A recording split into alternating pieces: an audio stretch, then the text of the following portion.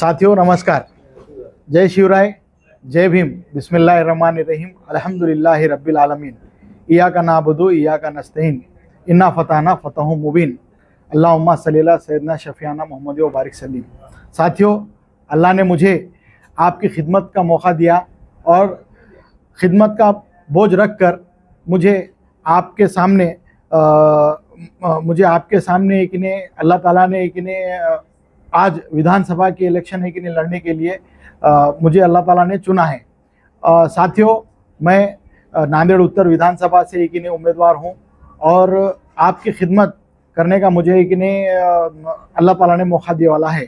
साथियों, आज मैं आज जो प्रेस है, प्रेस के माध्यम से हमारा जो है कि देश जनहित पार्टी है, वो देश जनहित पार्टी का हमारा मैनिफेस्टो क्या है ये बताने के लिए मैं पूरे नांदेड़ की जनता को आज है कि नहीं आप लोगों के खिदमत में पेश हुआ हूँ। साथियों, आज हमारा जो मैनिफेस्टो है, ये मैनिफेस्टो है कि नहीं हम सबसे पहले जो शेतकरी वर्ग है, तो शेतकरी वर्ग के लिए कि नहीं हमारा है ना जो उनके जो पानी नहीं मिलता उनको साल के 12 महीने, तो हमारे देश जनहित पार्टी ने कि नहीं जो भी हमारे पूरे महाराष्ट्र के अंदर उम्मीदवार है और देश जनहित पार्टी के माध्यम से हम पूरे शेतकरी को साल के 12 महीने पानी मिलना, ऐसा हम करेंगे। एक जलतारा प्रकल्प बोल के हमारी एक विचारधारा है, जो विहिर के बाजू में रहेंगे और विहिर एक उससे पानी मिलेगा।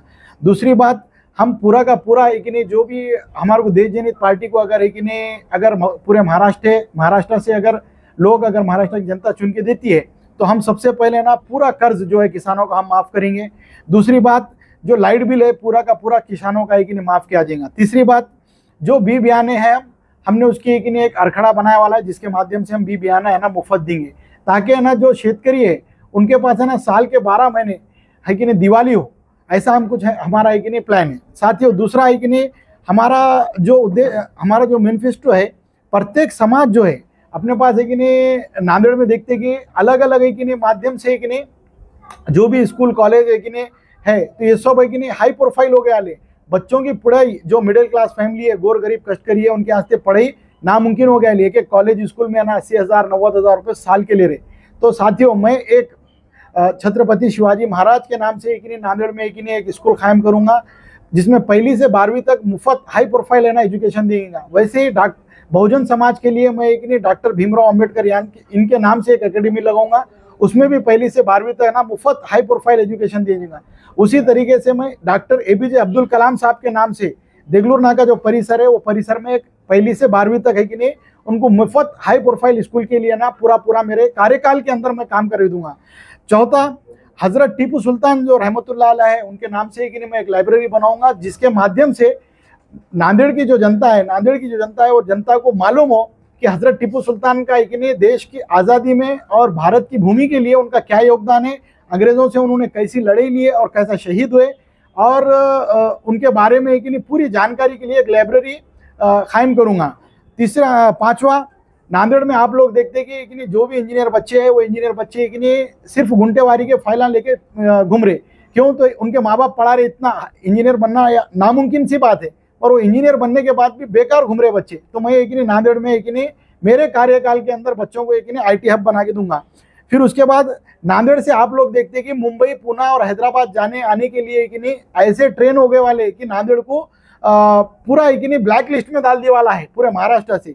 एक भी देवघरी देखेंगे तो उसके अंदर आपको लैट्रिन बाथरूम की सुविधा नहीं है। ट्रेन एकदम खस्ता हालत में चल रही है, एकदम उसका कोई वैल्यू नहीं रहा। समझो, टिकट तो पूरे रिजर्वेशन जो सबको लागू हो रहे वो अपने को भी लागू हो रहे, मगर सुविधा के नाम पे नांदेड़, हैदराबाद, पुणे के लिए रेलवे एकदम साफ सफाई वाली नहीं, खराब रेलवे है। तो वो मैं अच्छी साफ सुथरी रेलवे नांदेड़ में लेकर आऊँगा।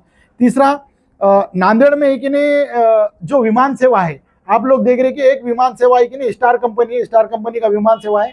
तो इससे भी अच्छे कंपनी में नांदेड़, हैदराबाद, पुणे और मुंबई के लिए मैं जल्द से जल्द मैं चालू करा के दूंगा मैंने आने के बाद। उसके बाद साथियों, नांदेड़ में जो बढ़ते हुआ क्राइम है, वो बढ़ते हुआ क्राइम में ना डायरेक्ट है ना जीरो रेशो पे लेके आऊँगा मैं। इसकी मैं आप लोगों को गारंटी दे रहा हूँ। मेरी 10वीं जो मेरा मैनिफेस्टो है, जो व्यापारी है, जो छोटे है ना व्यापारी है, जैसा कि आप लोग देखते हैं कि आज आज हर समाज के जो भी छोटे व्यापारी है वो परेशान है। 20,000 25,000 का है कि नहीं, वो 50,000 वो ब्याज भर रहे। तो मैं ये जितने भी है कि नहीं उनको एक अच्छी बैंक से सही सिस्टमेटिक तरीके से उनको सस्ते दरों पे कि नहीं मैं छोटे व्यापारियों को लोन पर्सनल दिला के दूंगा उनको, और जब तक लोन नहीं मिलेगा मैं खामोश नहीं बैठूंगा उनको। और तीसरा जो है कि नहीं मिडिल क्लास व्यापारी है उनके लिए भी मैं अच्छे से अच्छी सुविधा है कि नहीं बैंक का वगैरह, और उन्होंने एक आज़ादी से व्यापार करना वो हिसाब से मैं ना उनको सब सुविधा करा के दूंगा। रोजगार के लिए नांदेड़ में आप लोग देख रहे हैं कि MIDC पिछले 40-50 साल से बंद है, और वहाँ पे जितने भी फैक्ट्रीज थे वो एक नहीं आप लोग देख रहे हैं कि नांदेड़ के बड़े बड़े नेताओं ने एक नहीं उनको गुत्तेदारी नहीं मिल रही या कमीशन नहीं मिलने की वजह से पूरा का पूरा वो बंद कर दिया वाला है। तो मैं पूरा मेरे कार्यकाल के अंदर MIDC में अच्छे से अच्छे फैक्ट्री लाके रोजगार उपलब्ध करूंगा। उसके बाद मैं नांदेड़ में आप लोग देख रहे हैं कि जितने भी मुस्लिम एरिया है, तो मुस्लिम एरिया में है ना गुंटेवारी बिल्कुल भी नहीं है, तो पूरे मुस्लिम एरिया में है ना मैं गुंटेवारी है कि नहीं फ्री ऑफ कॉस्ट जो महसूल शासन का है वही भरना, और गुंटेवारी आपको डायरेक्ट आपकी रजिस्ट्री होंगी, और रजिस्ट्री के बाद डायरेक्ट आपको गुंटेवारी मिलेगी। मैं ऐसी सुविधा करके दूंगा। और जो पिछले 4-5 सालों से भी गुंटेवारी बंद है वो पूरी की पूरी गुंटेवारी है कि नहीं मैं कराने की कि नहीं आपको है ना वादा करता हूँ। उसके बाद साथियों ये हमारा है कि नहीं मैनिफेस्टो है जो धर्मनिरपेक्ष है ना मैनिफेस्टो है। तो इस माध्यम से हमारा मैनिफेस्टो हम है कि नहीं हमारे देश जनहित पार्टी के माध्यम से दे रहे हैं।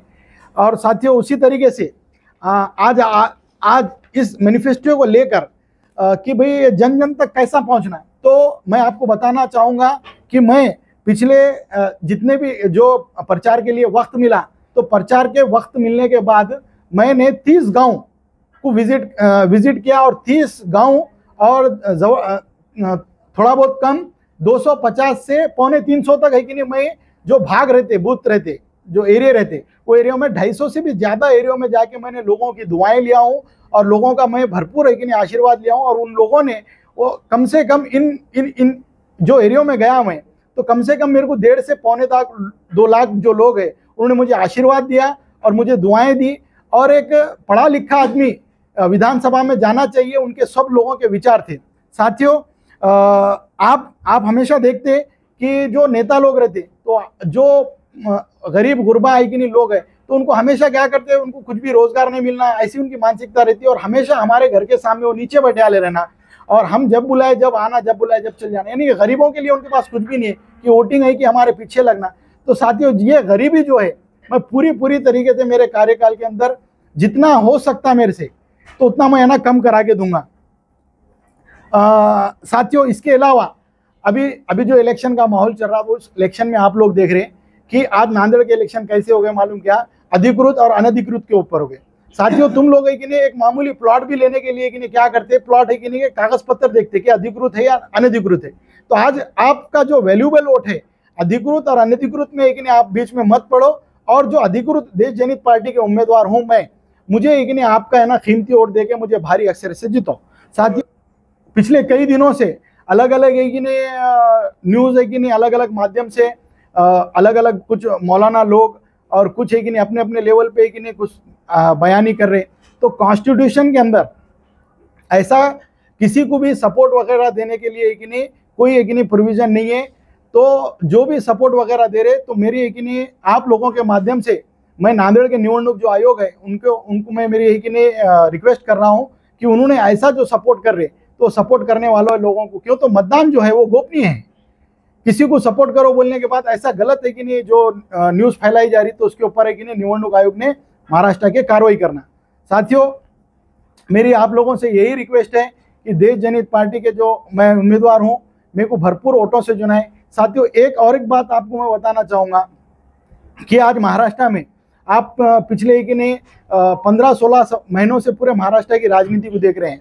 तो मैंने एक ही बात इसमें सीखा हूँ कि पूरे अपने महाराष्ट्र की जो राजनीति है वो राजनीति पूरी यानी कि मैली हो गई वाली है, और इस मैली राजनीति के अंदर है कि नहीं कोई नया आदमी होना बहुत ज़रूरी है। जिस तरीके से आप लोगों ने देखा कि महाराष्ट्र के अंदर दादा मनोज जरंगे ने कि नहीं अपनी भूमिका लिए, और एक ईमानदार व्यक्ति पूरे महाराष्ट्र को कि नहीं कैसा आगे जाना है, पूरी दिशा कैसे बताना है, दादा मनोज जरंगे कि नहीं पाटिल ने कि नहीं सब है कि नहीं बताया कि भाई कैसा लड़ा जाता क्या नहीं।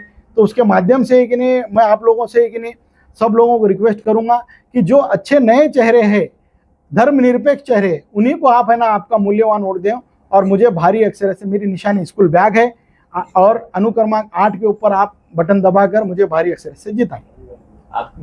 आपको और आपके पार्टी को कितने लोगों का समर्थन है? समर्थन, हमारी देश जनित जो पार्टी है, हम अपने परबल पे एक लड़ रहे हैं, हमें किसी का भी समर्थन नहीं है। और हमारे को एक जो समर्थन वाले हैं, हमको ये पूरे प्रेस को मालूम है कि समर्थन कैसा दिया जाता, क्या दिया जाता, तो हमारे को समर्थन में नहीं पड़ना है, क्योंकि हम किसी के समर्थन में पड़ेंगे तो हमारे ईमानदारी पे शक होगा। हम धर्मनिरपेक्ष है कि नहीं लड़ रहे, और हमें हर समाज के कि नहीं हमारे को उन्नति के काम करना है, मराठा, दलित समाज सभी का।